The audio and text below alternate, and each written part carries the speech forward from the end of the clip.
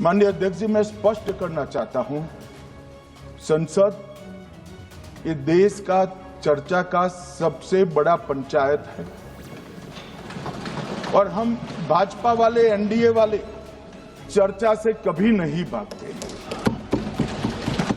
मान्यवर, मेरा बहुत स्पष्ट मत है कि एसआईआर पर इस सदन पे चर्चा नहीं हो सकती, क्योंकि गहन पुनर्निरीक्षण की जिम्मेदारी भारत के चुनाव आयोग की है। भारत का चुनाव आयोग और चुनाव आयुक्त ये सरकार के तहत काम नहीं करते। अगर जब चर्चा होती है और कुछ सवाल खड़े किए जाएंगे तो इसका जवाब कौन देगा? माननीय अध्यक्ष जी, मैं आपके प्रति आभार व्यक्त करना चाहता हूं कि इस महत्वपूर्ण विषय पर आपने मुझे बोलने का मौका दिया। माननीय अध्यक्ष जी, इस विषय पर चर्चा के लिए सत्र की शुरुआत में 2 दिन गतिरोध भी हुआ। इससे एक प्रकार की गैर समझ, गलत धारणा जनता के बीच में पड़ी कि हम लोग ये चर्चा नहीं चाहते। माननीय अध्यक्ष जी, मैं स्पष्ट करना चाहता हूं, संसद ये देश का चर्चा का सबसे बड़ा पंचायत है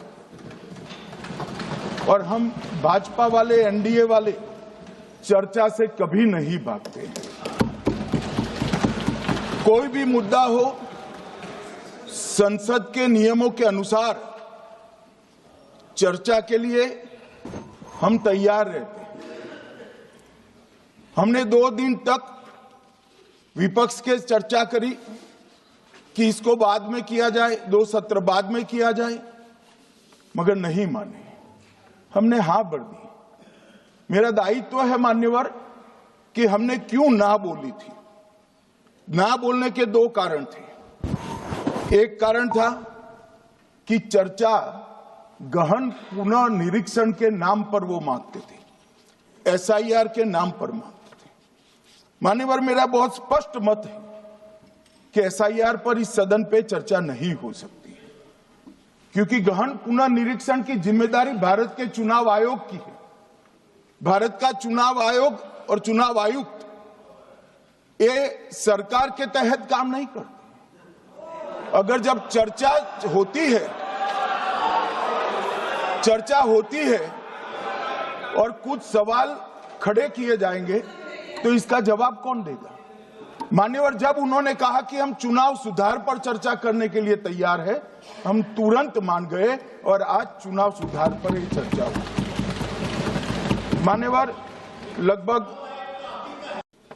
मान्यवर, चर्चा तय हुई थी चुनाव सुधारों के लिए, मगर ज्यादातर विपक्ष के सदस्यों ने एसआईआर पर ही चर्चा करी। अब चर्चा इन्होंने जिस तरह से शुरू करी है, जवाब तो मुझे देना पड़ेगा मान्यवर, और मैं मानता हूं उनको सुनना भी चाहिए। मान्यवर, इस एसआईआर पर, गहन पुनर्निरीक्षण पर एक तरफा 4 महीने से झूठ फैलाया और देश की जनता को गुमराह करने का प्रयास किया। और मेरा आग्रह है सदन के पक्ष और विपक्ष के सभी सदस्यों, मैंने एसआईआर की प्रक्रिया का, इससे जुड़े हुए संवैधानिक अनुबंधों का और भूतकाल में जो एसआईआर हुए वो सभी का गहन अभ्यास किया है।